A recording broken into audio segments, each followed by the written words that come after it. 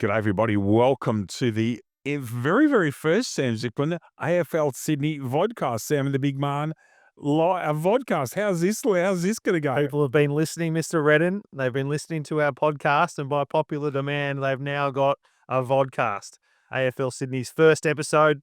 It's very exciting. Tell you what, it's a big week in footy in Sydney, and what better way to kick it off than by catching up to have a chat about some Sydney footy with Mr. Redden? Oh, wouldn't want to be anywhere else. We're live here at Rebel Sport in Parramatta with great thanks to Rebel.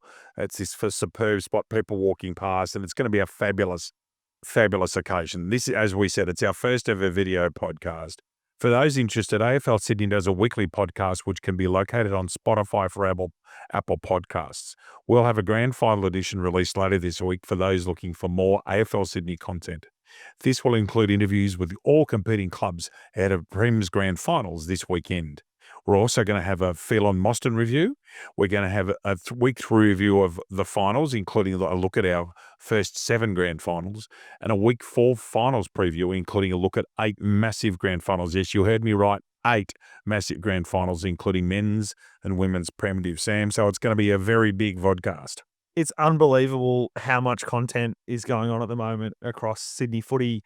Hard to believe, isn't it? We've had 7 grand finals run and won already, and we're not even halfway through. We've got another 8 this weekend. It's huge. 4 each day, so 4 Saturday and then 4 Sunday. And, of course, there's the 2 huge Premier Division matches that will be played on Saturday afternoon at Blacktown. But there is so much amazing football that's going to be played across both days. There's some close matches. There's been some really tight races in some divisional competitions. Of course, we get a look at the under 19.5 Division 1 match as well. That'll be on Saturday. The men's Division 4 game as well between North Shore and Manly. I know we'll get into these a little bit later, but that's on the Sunday too. There's some just great content, great games, so much footy. There might not be any elite footy in Sydney, David, with the Giants and Swans no longer participating in the finals, but don't you worry, there is plenty of AFL action in Sydney, and it's out at Blacktown this weekend. Absolutely. Let's go and look first of all at the Phelan Mostyn Medal night. It was a superb night at Daltown House. It really was. First of all, Sam, congratulations to you and your team for producing an absolutely brilliant night. It is. I've been to a lot of presentations. This is clearly the best run and the most professional presentation night I've ever been to. It was a superb night. And from all the attendees, thank you. Thank you, David. I really appreciate that. And I do want to take the opportunity to shout out Bronte and Will and Alicia from the AFL Sydney team, who did such a wonderful job in preparing and planning for what is a huge event, David. 660 people in Dalton House this year. That's maxed for the venue. The venue can't take another person in. The clubs would have gladly bought more tables, but there wasn't an opportunity to do it. And that's the credit of how well the event's run for the last 3 or 4 years in particular. The numbers have grown. David, 4 years ago, we were getting 500 people to the Phelan Medal. We're now getting 660. It's an amazing night. I'm going to talk about Jordan Marnie, and I know you'll embarrass him, but he's here doing this with us today, David. But Jordan created an amazing video that was shown during Phelan Mostyn, of which the voice of AFL Sydney and no one other than David Redden could have voiced it over, and he was tasked with that and delivered it beautifully. So to Jordan and to yourself, David, for that video about community that played off the top of the Phelan Mostyn Medal, it was such a wonderful way to start the night and really did sum up how important footy is to the community in Sydney. So to both of you from the league and I think from the broader AFL Sydney community, I want to thank you both for your efforts in producing that video. Oh, look, thank you. I think that's quite flattering. Jordan's production work on that video is superb. I know I've shown it to certain members of my friend network, and they are blown away by how good it feels, and the content and the focus on families and their football being a family. For me, for many years, football has been my outlet, and it is in our game. It's one of those things you can have an ordinary week at work or be struggling a bit. You've got your footy club, you go to practice, you go to the game. In my case, I go to the games every week to be lucky enough to broadcast them. But Jordan's work was absolutely, it's one of the best things I've ever seen. To be a very small part of it was wonderful, but Jordan gets most of the credit from my perspective because it was just beautifully done. And if you get a chance to watch it, go back and watch it. The quality that he's produced in it is superb. It's evocative. It's actually evocative. Makes you think. It makes you think. It really does. It does. So, and again, that'll be shared more broadly across the socials, and that'll come out. Obviously, people who watch the live stream through digital sports would have seen it, and those in the room, I think were moved by it at the time that it was played, and I think everyone's looking forward to consuming it again. So again, what a wonderful way that was to start the night, and it was a big night. Two awards that I want to talk about off the top when we do our summary of the Phelan Medal. There were 2 life memberships presented on the night, David. Two Posthumously. posthumous life membership awards that were presented by the people closest to these 2 recipients of the life memberships, and then received by family members. So Brendan Donoghue from the St George Footy Club received a life membership honour on the night. Angie Zizis from the St George Football Club spoke to everything that Brendan had done across his journey in Sydney football. Such a tremendous amount of work. And then obviously the family were able to come up and collect that through his 2 sons. The second one, Brian Langton, who was again involved with St George Footy Club and then the head of the tribunal for a long time, was spoken to by Barry Richardson, who spoke about him and his achievements. And then his 2 daughters and his wife were there as well to accept the award. And one of his daughters actually spoke on the night as well. Tremendous to have both of those important people in our footy community remembered. And Brendan Donoghue, in addition, Dave, was also given the honour of having an award named after him. Administrator of the Year will now be known as the Donoghue Administrator of the Year moving forward. And Shane Doherty was the first recipient of that award too. From the Camden Cats. St George has, ever since I set foot in Sydney football, St George has always come across to me as being a very, very proud club. They're proud of where they're from, wearing that red and white colours mean in Sydney sport, red and white only means one thing. And for these 2 people, Brendan Donoghue and Brian Langton, to both be affiliated with St George, there were some very proud people. There were. Yeah, and you can see what I love, another touch at Phelan Mostyn, which you may not see unless you're in the room, is all the club ties that you see around the room. And St George do it exceptionally well. And they had 2 of their family members welcomed in as life members of AFL Sydney, and very fittingly so. Indeed. The men's rising star was Ethan Roberts from Southwest Sydney. There's a couple of players at Southwest that could have got this. I want to talk about Southwest in a minute, just off cue, but Ethan Roberts was terrific, and his season got better and better. He played very well in the finals.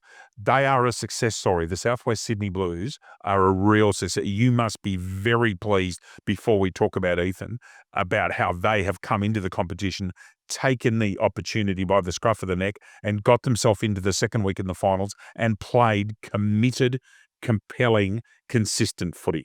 From a league point of view, it's been a success story. Absolutely. 2 years in to Premier Division football, and they're playing in and winning finals. The credit, of course, must go to the club and to Chris and Shannon Victoria, who have spent so much time and effort in that football community for such a long time. In fact, and I know Shannon won't mind me talking this, or Victoria, when I started in the AFL in 2014, almost my first meeting was with Shannon and Victoria out at Memorial Oval in Ingleburn. They were both at the Ingleburn Footy Club at that time, and they were trying to get an under-13s team up and going. The club had 2 junior teams. They were looking to get a third, and they've turned that club into a juggernaut. They've got the famous Campbelltown colours, although by the name of Southwest Sydney, back into Premier Division as well. I'm almost hesitant to say Footy Factory, and I know we talk about a few clubs around the state and territory about football factories. Of course, our friends at Killarney Vale get that term lovingly from us with our time we spent in the Hunter. But I think Southwest Sydney is starting to get there. The amount of nominations for the Rising Star was testament to that, David. And of course, Ethan picked up the win, but there were numerous other Southwest Sydney players that were mentioned as Rising Stars this year. The Women's Rising Star, I thought this was a fitting award. Heidi Dissex from North Shore has played out of her mind for months. She's been outstanding, part of that very quick midfield from North Shore. But Heidi Dissex has, I think, even exceeded her own lofty expectations. She's been magnificent this year, and watch for her to be critical at the grand final. And she is a gun. Superstar. She's not only is she a rising star, but she's incredibly improved from round 1 to the end of the season. She picked up her nomination with a dominant display in the first part of the season, and then just continued to improve. I know every time that I saw North Shore live, you could see Heidi Dissex running down the wings, breaking lines, gathering heaps of possessions, and she will be a really important cog in that North Shore wheel. And what's ominous for the rest of the competition, David, is that North Shore team is full of players like Heidi Sachs, young, talented, coming through the pathway. And although I'm sure a few of them are on AFLW trajectories, they're going to be a dominant force for years to come because their list is young and very talented. And deep. Because their next side's got some very good football as well. They've all played Premier Division football. Our Women's Rep Player of the Year, no surprise here, the outstanding Amy Whelan.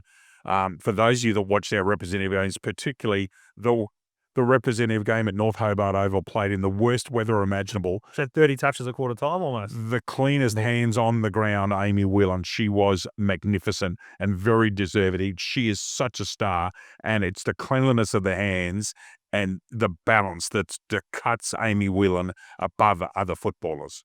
She dominated through that rep game. I know that a lot of the men's team was sitting around watching that rep game. I only talked about this on the podcast, but we couldn't believe how much possession she gained because of how much she works. She works incredibly hard. She gets to every contest. What a pickup for UNSW and David, I believe she signed on for next year, which is an incredible win already for the club to have Amy locked away for next season. And there's one thing I know about Amy Whelan is she's a great leader. She develops great culture, and players will follow her. The young players in that pathway will want to play with Amy Whelan. I think that Bulldog side will only get better and better because they're young. They've got an absolute star in the ruck and a Maya Wayne. Goodness gracious me. But they've got Emily Conlon did very well in the Mostyn Medal. Gabby Eaton down. Gabby Eaton's a star. They've just got a stack by Shelby Coe. There's a fistful of them. But congratulations to Amy Whelan, the Men's Rep Player of the Year, the silky skills of Jordan Inman. Goodness me. This bloke's is so talented. And it's, again, not a surprise. Both players coming from the University of New South Wales, but Jordan Enderman is a word that Sam uses very sparingly. Elite. He's an elite player. He is elite. And look, not only is he an amazing talent and a wonderful footballer, he's a great bloke as well, a great culture fit. Having him involved in our rep program this year was exceptional. Geordie actually was involved in our program all through last year, didn't miss training but couldn't play through injury and VFL selection, but he was always there. We were fortunate enough to get him playing games this season and absolutely dominated. And not only has he dominated AFL Sydney this year when he's been playing for UNSW, but he was by far and away the Rep Player of the Year and accordingly so received that award. Club championship has gone to the Manly Warringah Wolves. Very proud recipient. It was close. They've had a great year, Manly Warringah. They did. It felt like it was a race in two. And look, what was most pleasing for me is when the top six were listed, there were a number of divisional clubs as well that were listed on the board. But it did come down to a race in two between North Shore and Manly, only a couple of points separating them. And look, well done to North Shore in their season as well. It's been incredible. But it was Manly Warringah. What an outstanding performance. Jacqueline Wharton, president of the club, and everyone involved at the Wolves, congratulations on that award. The Club of the Year or the Club Championship Award for the on-field performance was a very fitting award for the Manly Wolves. Doesn't happen very often, but Mostyn medalist this year is one of them back to back. People do win two medals. Sometimes it happens, but Hannah Wolf at such a young age is a dual Mostyn medalist, and it wasn't actually close. She was fantastic. She was brilliant. Back to back. I'll tell you what, if she stays in Sydney footy, and I hope she does whenever she's available at local level, obviously I think there's higher opportunities for Hannah, but if she's available for AFL Sydney, we're apt to have her. She could win so many of these awards because of the way she plays the game. She plays it. She goes hard at the football. She wins a tough contest. She's a distributor. Very, very impressive football player at such a young age. 2 medals back to back. She had some competition in the vote count. One Amanda Ferrugia, Dave. I was about to mention Amanda Ferrugia in her twilight football years. She's playing great footy, and we'll be speaking about the grand final in a minute. Guess she's playing in the grand final. Yeah, congratulations to Hannah on her back-to-back Mostyn medal. And the Phelan medal, I mentioned this guy a few weeks ago, and I think most people thought, yes, he's a chance. But Finbar Delbridge from Southwest Sydney really did win this quite well from Sam Thorne. But Finbar Delbridge was absolutely unbelievable, particularly in the back half of the year. But if you look at the votes, he had 15 votes very early. After 12 rounds, came home with a wet sail. What a performance from the big ruckman. Dominant display. Like he dominates games, he dominated the Phelan Mostyn medal count. That vote count, although not over around 12, there was a lot of writing on the wall that Finbar would be up there at the end, having the room toast him on his performance this year, and that's exactly what happened, David. He racked up the votes in the back half of the year. Sam Thorne did pretty well as well, and in another year, Sam Thorne would have walked away with a Phelan medal, but Finbar was simply too dominant, and credit to the big Southwest Sydney ruckman on taking out that award. Unfortunately, it does appear from numerous conversations, including with the great Finbar himself, that family is calling. He'll likely head home to play football, and we'll play football back at home up in Queensland, likely with Aspley, but we'll wait and see what happens there. I'm sure there'll be multiple offers on the table for Finbar once he returns. But look, hopefully down the track we'll see Big Finn playing footy again in Sydney. I hope that we see him playing maroon and white at some stage. That'd be lovely. So we might actually see him before we know it. It's during a state game, but we'll wait and see. The week 3 finals review. What a fascinating couple of Premier Division prelim finals we had at Bruce Purser Reserve on Saturday, Sam. Thanks to the East Coast Eagles Football Club for hosting, as they always do. Sam joined me for the Manly and New South Wales University prelim final. What a fascinating game this was. Very much a final of two halves. Manly ended up winning 8-11-59 to 7-9-51. But this was everything you want in a final. It was tough, hard, close, fair, and Manly found a way. They got over the line. So again, I was in transit across from Blacktown for the first quarter, but of course I was listening to the coverage of David Redden calling the first part of this match, and the warning signs right off the top of the game were really ominous for a UNSW win. They were controlling the stoppage. They were free flowing off the half back line. Yep. They looked incredibly dangerous, and they actually looked quicker than Manly. When I arrived at the ground, I kind of got there halfway through the second quarter, and it started to turn just a touch. Manly were getting their hands on the football, but still, an 18-point lead was the margin at halftime. What I think is one of the more impressive comebacks that I've seen is the fact that UNSW kicked the first in the third quarter. Oh, geez. Stretched the margin out to, around about 4 and a bit goals. And then from there, it was the running play of Cooper McLennan, I thought was really impressive in the second half of the match, along with Willem Smith, who played really big roles to claw Manly back into the game in the third quarter, which is what they had to do. The other one who I mentioned is Cam Manuel. Although he had a couple of wayward shots on goal, he was getting plenty of football and did kick a couple as well. And he dragged them back into the game at a time they needed to, as did Trent Dennis-Lane. In the end, Manly were able to get themselves moving, pick themselves up off the deck, David, and pick up a win. And I actually think that'll stand them in pretty good stead, give them a fair bit of confidence as they move into their matchup this weekend against North Shore. But look, UNSW certainly not disgraced. Geordie Enderman, again, exceptional. He was clearly best on ground for me. Harrison Dyson had a really good game. That's the best game of football I've seen Harrison Dyson play. Walking around too. The big Kev was there. Don't worry about that. What follows the boy. But we've seen Harrison Dyson play at 2 football clubs. That is the best game. Exceptional. That's the best game I've seen him play. I thought he was terrific. Enderman was great. Oscar Peter was good.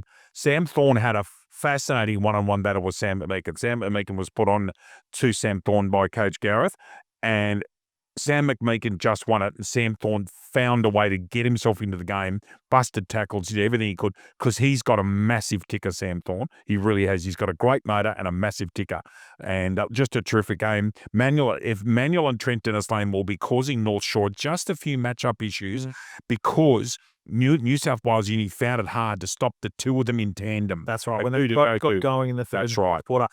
An understated big moment of the game was when Toby Olka came off, and he was done. I don't know, it was a lower leg injury, he copped a knock, but Toby was having a really good game for UNSW, and they missed. I think they missed his run and his drive in the fourth quarter. But in the end, David, Manly gets the job done, and they get an opportunity for redemption this weekend.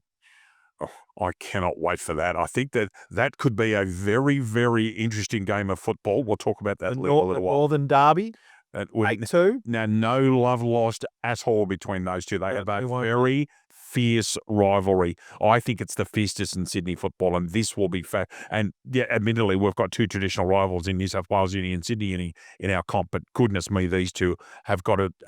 Yes, it'll be very interesting to see how they go. This Manly Warringah Sydney University, and what a performance this was by Sydney Uni in Premier Division Women's. I don't think there were too many people outside Camperdown who thought that Manly wouldn't win this game. That's right. And Sydney Uni led wire to wire. They were superb. I know that Amanda Ferrugia and Marion Harley were terrific. There's one player I want to talk about who stood out for me, and that's halfback Ash Dribbis. She was spectacular. It's the best game of football I've seen Ash Dribbis play. The ability to use both feet. She was just superb across halfback. But to keep that Manly side to 3 goals won on a dry, warm day with the league-leading goal kicker in playing for Manly, this is a very, very fine performance. The students should be very proud. The question is, can they continue it? But we'll worry about this game first. They were just too good. They deserve this win. They did, and they kept Manly scoreless in the first quarter and really set their victory up from the start. They were leading 2-2-14 to no score at quarter time, and unfortunate for Manly, it just appeared through this finals campaign that they actually struggled to hit the scoreboard at times. Yes, they did. They did against North Shore, and again, and look, they'll be incredibly disappointed. Peter Robertson and the Manly club, obviously Ash Carter, their captain, speaking to Chloe Davis after the game, and Hannah Wolf, there's a lot of disappointment. I think they felt they had the team this year to get into the grand final and really push North Shore, and they just went through a period of a lull in that first half. They actually played quite well in the second half. I thought so. But unfortunately, the first half let them down, and the game was really on Sydney University's terms for most of it. Amanda Ferrugia was exceptional again. We've already talked about Marianne Ali, Saskia Johnson, Yasmin Sayer, also very strong performers for Sydney University. But it's a good reward. John Dyser and the Sydney University women's program have been building for a number of years, Dave. We've been speaking about them on the podcast consistently for a couple of years. They've built their women's program up. I think their women's Division 1 team, super impressive this season off a tough year the year before. The women's Premier Division team have been strong at patches during the season, but then have had lulls. This year they put it together and they get an opportunity to go into a grand final. And this is the first time Sydney University women's Premier Division team will play in a grand final in their current iteration. Obviously, when they were the Sydney University Bombers, they played in multiple grand finals and won premierships. No premiership since 2014, but this is the first time since they've entered the Women's Premier Division as a joint club that they'll play in a grand final. So wonderful achievement for them, although I'm sure they'll be looking for one more victory this weekend. And a big shout out to our dear friend Lauren Bourgeois. Lauren, hope you're okay. Absolutely. Wish you the best, Lauren. Let's have a quick chat on divisional grand finals that were played over the weekend. Women's Division 1, Randwick reached the promised land and they did it with a convincing performance, 6-10 to 2-5 over Sydney Uni, and they've been working so hard at this Randwick and they did this extremely well. That's a big win in a grand final. Could almost call this the redemption competition, David. The side that's lost the grand final has come back and won it. That's been the cycle for the last 4 years, obviously with UTS losing to St George, then winning, and then Randwick, and now Randwick taking out the premiership. Thoroughly deserved. Well done to the Randwick Footy Club. There was a lot of emotion around that group after this match on Saturday morning. Obviously, it was the first grand final of the year, and they were dominant, absolutely dominant Randwick as they've been all year, and thoroughly deserved the premiership. So to Jordan and Connie and the whole Randwick Footy Club, congratulations on the premiership. I'm sure they celebrated hard, the women's Div 1 team and the Randwick Footy Club. Few Irish players in there. I reckon they'd have been dancing jigs and having a huge big night at Randwick. There's a very big Irish influence at that football club. Women's under-20s Manly defeated Sydney University, and that was the culmination of a very, very fine year for the Manly under-20s. That's just a terrific performance by them. Sydney did very well in my mind to get into the grand final, but Manly won despite poor kicking 4-11 to 2-3 at Blacktown on Saturday. Sam, you would have seen this game. Of course, I was broadcasting elsewhere. A solid 20-point win to the Wolves. Look, Manly and North Shore have been the two dominant sides in the women's 20 all year. Sydney University's been sitting on the outside looking in, but they were able to put up a really, really strong performance last week and knock off North Shore. There was actually a fair bit of confidence around the Sydney University group heading into this game, but Manly were far too strong, as they've been all year, convincing winners in the end. And look, it felt like they had the game on their terms for the duration of the game. They ended up running out 4-11-35. Winners over Sydney University 2-3-13, so 15 scoring shots to 5. That probably better reflects the margin in the two teams rather than 20 points. But congratulations on Sydney University for making it into the grand final, and well done to the Wolves, as we'll get accustomed to saying, David. Another premiership to the Wolves. Well, we're on to it again. Men's Division 2, and this was an absolutely scintillating performance by Manly Warringah. They were up against the Penrith Rams. Manly 18-13, 121. Penrith 2-3-15. Sam, what a performance by the Wolves this was. This is just it's dominance from the get-go. Yeah, look, the Manly footy program in general has just gone from strength to strength to strength, and the fact that a player like Jasper Crouch is running around in men's Division 2 just shows the quality of the depth in this footy club now, and all Anthony Ferrato, Ryan Stubbs, and this wasn't the case 3 years ago when but prior to the restructure where AFL Sydney went from reserve competitions to the divisional structure we have now, Manly's reserves team was struggling. Really struggling at the bottom of that competition. To be honest, so were UTS and East Coast, and both of those teams played finals as well in men's Division 2. But what Manly's been able to do is build depth. This performance, 18-13, 121 over a pretty solid Penrith Rams team, 2-3-15. So a dominant win by 106 points in a grand final just shows the quality. I don't think I'll be spoiling anyone's surprises here to say that Manly will be running around in Div 1 next year. Not a surprise. On to the Masters. And Sam, it's like deja vu all again for the Dingoes and the Bats, isn't it? I know that's we shouldn't laugh. We should laugh, but it was. So they're not. I'm sure they're not laughing at the Southern Dingoes. It is deja vu. And these two sides, and in fact, the Dingoes have been a dominant team in Masters for a long time, going Yes, they have. COVID interrupted season, and unfortunately, they've been knocked off again by their rivals in a grand final. UTS, who take out their third premiership in a row. They run 11-11-77, a pretty convincing 50-point margin over the Dingoes, 4-3-27. So back to the drawing board for the Dingoes in Masters. But look, the crowd was up and about for this one. There was a big turnout. But look, UTS are the measuring stick in Masters footy. There's no doubt about it. Anytime you win 3 premierships in a row, it's a wonderful performance. And Dingoes are going to have to, as the other clubs are in Masters, are going to have to regroup if they're going to try and knock them off in years to come. So congratulations to the Bats again for winning the Masters premiership. On to Sunday, the under-19.5 Division 2 was a very entertaining game of football between North Shore and Sydney University. I tell you what, there's a couple of players in this game who do not belong in Division 2. Sydney University running out winners 14-7 to 3-2. This was an excellent performance by you. As I said, there is some of these players will be in Premier Division in coming years. They are that good. There's one young bloke across halfback called Louis Barrington Case. If he's not playing Premier Division next year, I'm not here. He was scintillating. Yeah, good performance by Sydney Uni. Look, these two sides have been really strong in the 19s for a number of years, winning multiple premierships in Division 1 and 2. And Sydney University, they got one up on their rivals here in the 19s. Division 2 running out convincing winners, 14-7-91 over North Shore, 3-2-20. So premiership in the book for Sydney University. Very happy people at uni were. Men's Division 5 Northwest, Manly and Parra. Now, this was a game of footy. Goodness me, this was hard and fair and clean. It was an absolutely wonderful game.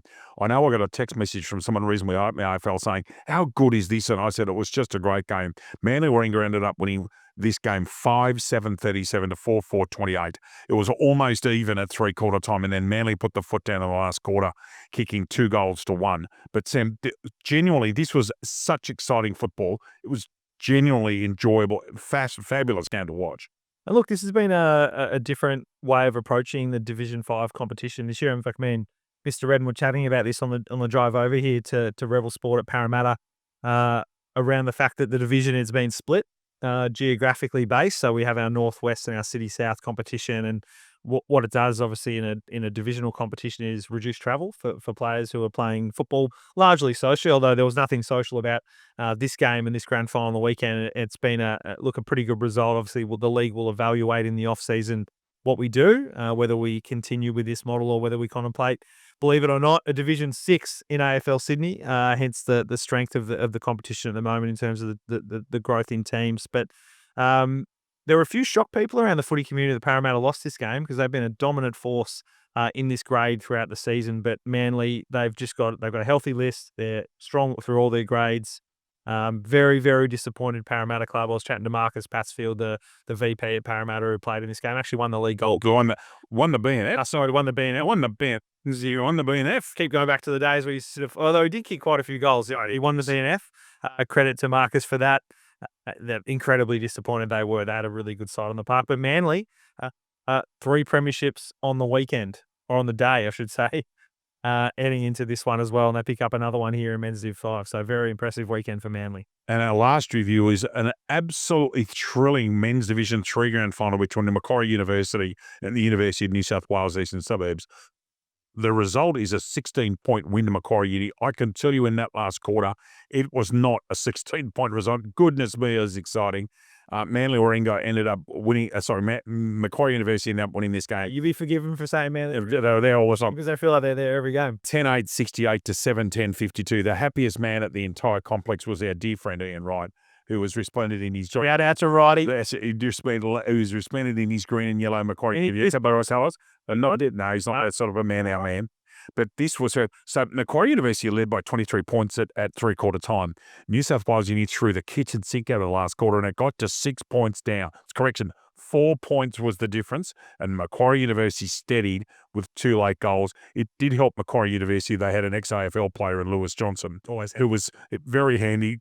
Clearly the best man on the ground. What a thrilling game of foot. This was genuinely exciting. It was wonderful to witness. UNSW had some handy players running around too, although no ex-AFL players, but it's obviously Macquarie Uni's first grade team, and we want players to be playing with their mates and having fun, and that's a really strong turnaround for this footy club at Macquarie Uni, and I'll take the opportunity also to shout out Brad Fisher, who was named Volunteer of the Year, for the work that he's doing at Macquarie University to get their program back up on their feet, and they certainly are now back up on their feet, and they've got one of the best venues in Sydney that's coming, that's being built at the moment out there at Mac Uni Oval, and they got the premiership. They've had a really solid year.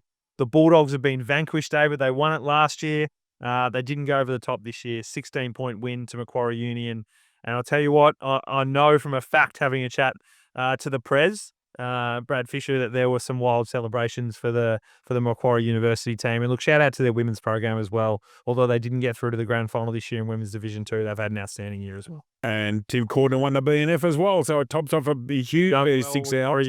Part of a very, very famous football family. That's Melbourne Football Club royalty, the Corden. Brilliantly too. Oh, he's clearly an educated man. Yep. Our match of the round coverage in week 4, all 8 of these games will be broadcast. 9 o'clock on Saturday, 19.5 Division 1, Manly versus Sydney. What a game that is. And then North Shore in the next 3 games. Men's Division 1, what a fascinating fixture. This will be at 11:20, North Shore and Parramatta. Women's Prem Division at 1:50, North Shore and Sydney University. Then at 4 o'clock, Men's Prem Div, North Shore versus Manly Warringah. On Sunday at 9 o'clock, Women's Division 3, Wollondilly versus Parramatta. And Wollondilly's got the 2 best players in the competition playing for them. In Women's Division 2 at 11:10, Southern Power versus East Coast Eagles. At 1:20 in the afternoon, Men's Division 4, North Shore and Manly. Again, that local rivalry. And the last game of the season to finish off the whole season for all of us. Men's Division Blockbuster, City Southwest. That's been a cracking competition this year. It's our best 2 teams by far, that one. UGS and Southern Power. Sam, let's talk about the Premier Division Women's. Or did you want to talk quickly about the grand finals, or go straight to Prem Div first? No, we can go, yeah, Prem Div. Let's go to Prem Div. North Shore and Sydney Uni in women's. This is going to be fascinating because Sydney Uni can win this game, but what they have to do, which no one's been able to do in the last few weeks, is stop a full-strength North Shore running. If they can't stop Yerbury, Yates, DeSax, Elizabeth Yates, and there are others, but their foot speed is killing teams. Now, the forecast is interesting. There's maybe a little hint of rain around, but Sydney Uni has an outstanding midfield in their own right. Yep. But the key things to me, can they combat Adrian Keefe at full forward? And can they stop the very fast, mobile midfield? If they shut them down, if Harley and Faruja, I think Harley and Faruja have got to have 30 each plus. Yep. And they've got to shut down DeSax or Yates if they can't, I think there could be a bit of strife. What I think is interesting about this matchup is that both teams are going to play a similar brand of footy. They're going to want to win the contest at the stoppage, and they're going to want to get the ball in quickly to their big forwards. The battle of this game is going to be won through the midfield because both sides have potent forward lines. You've got Adrian Keefe, who's kicked 45 for the year, along with Tilly Eder, who we expect to be back in the team. Obviously, has missed a couple of weeks, but all reports are that Tilly, friend of the podcast, friend of the vodcast, whatever we want to go with. Absolutely, Tilly. Will likely be out there. So if the likes of DeSax can be running through the midfield, and Tideman as well. Amelia Rainbow, another player. I forgot about Charlotte Tideman. Yeah, that's right. Who's been incredibly impressive, can get the ball moving forward. They're going to give those players an opportunity to hit the scoreboard and be really damaging. Whereas on the other side, if Marion Harley and Amanda Ferrugia can get the ball and they can move it forward, well, then they've got the likes of Lucy Gilfetter, Jazz Smith, who's always kicking goals, who can bob up and hit the scoreboard as well. So the battle in midfield is going to be critical. Ash Drubis has a big role across halfback. Saskia Johnson is such a courageous player as well. Daisy George is important to their structure as well. That North Shore have just been. I also think that Zoe Hurrell will prime herself. She's been injured this year. She looked to be just about back to her best. And trust me, Zoe Hurrell has such clean hands. She's physically a very strong player. Doesn't get bumped off the ball, and she's played higher level footy. She's been able to get through the AFLW system, and obviously she dominated our rep opportunities when she played in them, and she's been a really important inclusion. I think you're right. Watching some footage of North Shore over the last couple of weeks, she's building Zoe Hurrell, which is absolutely rare. That is rare. And when you consider some of the backs that played in that Division 1 grand final for North Shore, some players like Cara Selvaraj and Elkel, who can't get in this side, it's indicative they've got a strong list all the way through. Raja last year was on a tear. Absolute tear at times. Absolute. And for Sydney Uni have nothing to fear. They're not the favourites. They can go out and worry about themselves. I'm sure that they'll do some work. The midfield battle itself will be epic. It will be epic, honestly, because you've literally got 5 of the best 10 midfielders, or best 9 midfielders in the whole. Wherever you look, I think they'll all just go head to head. I don't think anyone will get of those players will have a job on the other. I think the coaches will tell them to go out there and win the footy. And the other thing is, a couple of the North Shore followers don't mind a little bit of yap and a bit of verbal. Be very easy to see how they go. I think Marianne Harley will just bat it off, but I don't think Miranda Frugia will go and actually take them on. Yep. I think she's feisty enough. But yes, there's a little. Don't be surprised to see there be a bit of verbal out there, because there's a healthy rivalry. That is a phenomenal game of football. And do not miss that one. Make sure you get out to Blacktown, everyone, to watch this matchup. Now, of course, if you can't, it will be live streamed, and you will hear the great voices of David Redden, John O'Farr, and Ash Borg as well. That's right. Let's Rio.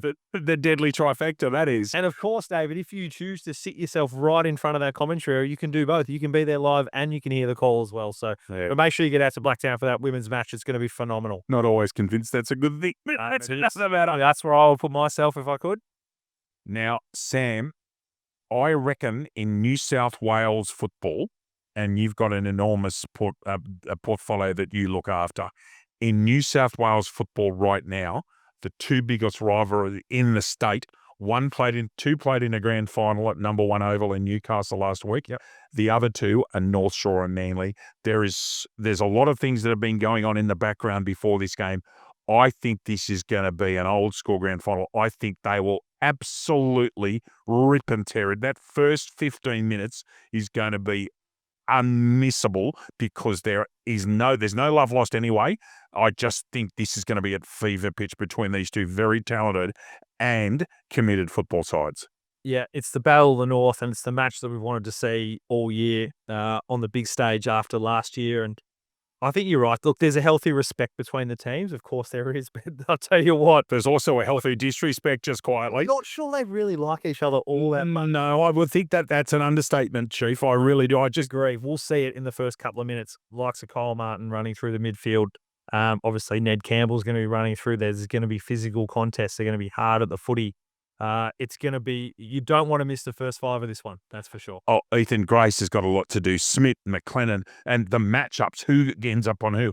Tell me this, assuming that it's a reasonable day, how are Manly going to combat, because this Manly, their coach Gareth is a thinker, and they play smart. Both clubs have got very good coaching staff. How do you combat in dry weather Fraser Thurlow?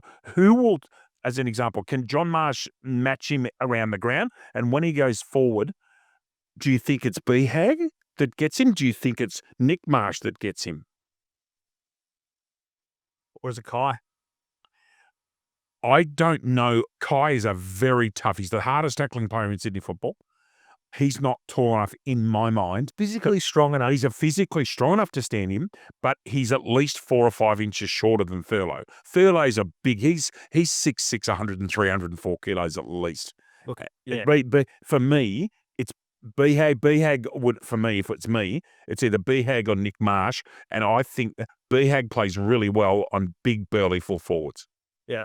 I think it's likely to be Lockie, but I just think they'll keep Kai in the back of their mind to just maybe mix it up. I tell you what they won't want to have happen, David, is what happened last year, and that's Fraser Thurlow getting off the chain early and taking the game away from Manly. The game was over at halftime. It was gone. It was It gone. was gone. And the other thing is They'll be really conscious of that. Absolutely. They have to be. When you get a second crack, you've got to show that you've learnt. You've got to have developed, and your thinking has to develop. Now, Sam McMeekin went to Sam Thorne. Do you think he goes to Ned, or do you think he goes to Ethan Grace? I think he'll go to Ned. That would be that's my first thought. Because my thought with Ned this year is that there's been a level of management for Ned Campbell this year around I think that's no question. around the Rolls Royce that he is and all, and we can't do an AFL Sydney anything without talking about Ned Campbell. He's an unbelievable footballer, and I think there's been times this season where North Shore have put him on the half forward flank, put him in the forward pocket, managed his time. This is not a game where they're going to manage Ned Campbell's time. He's the match winner for North Shore, and for that reason, I would expect Meekin will head to Ned Campbell and try and wrap him up. I think Ethan Grace, they're going to have to find a way to limit his influence when it comes to inside 50s and breaking lines. The other thing we know Ethan Grace will do is if there's a mark 55 out from goal, he'll run around the back and he can kick the ball 60 metres on the fly. So you've got to watch out for him as well. And I would expect Kale Gabila to play between half forward and the wing, high, not low, not down near the square, because he's got such a good leap for a little man.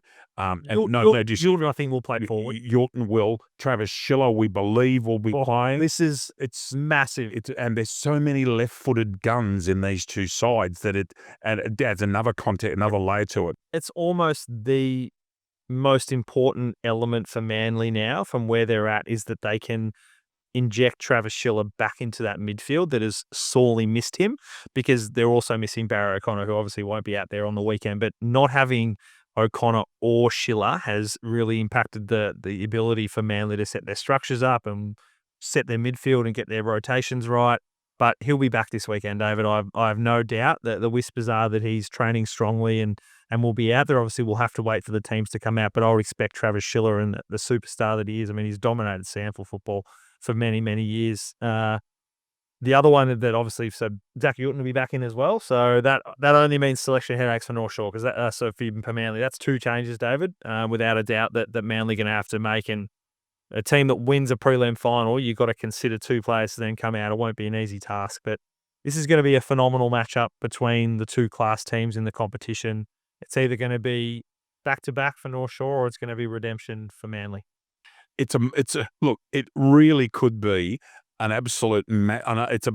It sounds trite, but this has actually got epic written all over it. This could be a last 5-10 minute job with blokes with 18, 19 men fit to be. It's going to be one of those days. It's going to be warm, fast track.